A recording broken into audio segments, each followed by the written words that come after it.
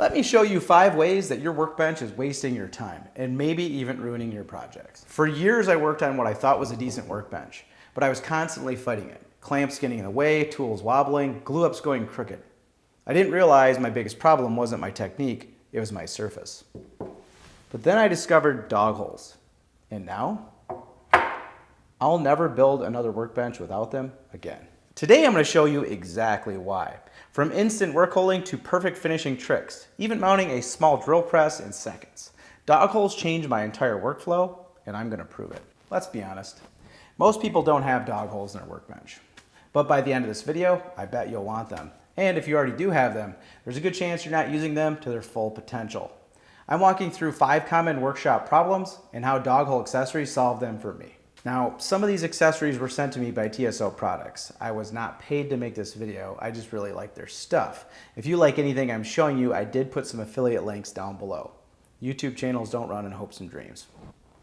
First problem, mounting temporary tools. You can clamp down a router table, grinder, or drill press platform, but clamps get in the way, and they never quite feel solid. The power lock dogs from TSO slide into your dog holes and lock from underneath. I can mount this extension in seconds and it doesn't move. In this case, I'm just using 1/2-inch plywood, and I think that the power locks actually have a stronger hold than the strength of this plywood.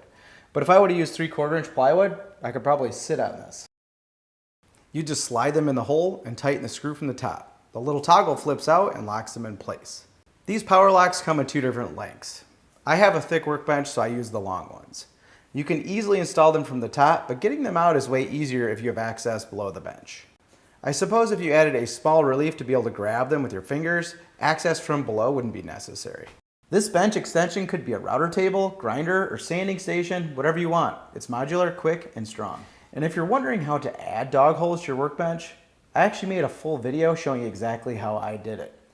The link's down below and up in the corner. I use the UJK PARF guide system, but there are a lot of ways to do it. Problem number 2, repeatability and square setups. That's where the ultimate dog pack shines. These come in different styles. Tall dogs, chamfer dogs, low profile stops. You can use them to create square fences, stop blocks, or jig alignment tools. It makes setting up repeatable operations quick and precise. The chamfer dogs have this nice little chamfer feature. It sits flush with the workbench and it's also self-centering, much nicer than the above the worktop collar. The shorter dogs are great for planing or sanding a board without getting in the way. The low-profile dog stops are great for holding workpieces or creating stops. They can also make a nice 90-degree corner or be set up as a 90-degree or 45-degree fence. Once you try these, you're never going to want to go back to your old setups. These anti-slip workbench protection dogs slightly raise the workpiece and are grippy on top. They hold your workpiece in place, and not just for sanding. If you want to trim or route edges, the workpiece stays put. Honestly, sometimes I don't even need to clamp my workpiece from the sides. The grip and elevation are enough. I can even make cuts over the workbench without cutting the surface. Just make sure you set your saw blade at the right height, or you can cut into your workbench. UJK also offers these with adjustable height. Simple idea, huge impact. Once you start using your bench more, the dog holes collect all kinds of junk. These UJK caps stop glue and finish from falling in, and they keep things nice and tidy. They're not glamorous, but they're practical. I leave them in most of the time, especially during messy jobs. And when I'm finishing small parts, these UJK paint points are awesome. They sit right in your dog holes and hold your work above the surface so you can paint or stain without sticking, smudging, or messing up your bench. I used to balance stuff on scrap wood. These are so much easier. Perfect for small drawers, boxes, or signs.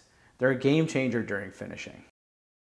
All these tools combined make your bench modular. Everything locks in place.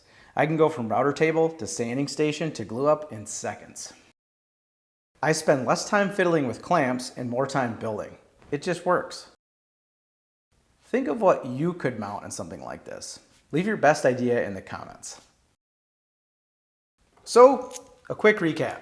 Power locks for quick mounts, alignment dogs for precision, anti-slip dogs for stable sanding and routing, UJK caps and paint points to keep things clean and efficient, and the flexibility to reconfigure everything in seconds. If this video gave you any new ideas, hit that like and subscribe button. I've got plenty more bench upgrades on the way. And let me know in the comments what you'd use a modular bench extension for. Maybe I'll build one. See you guys in the next one.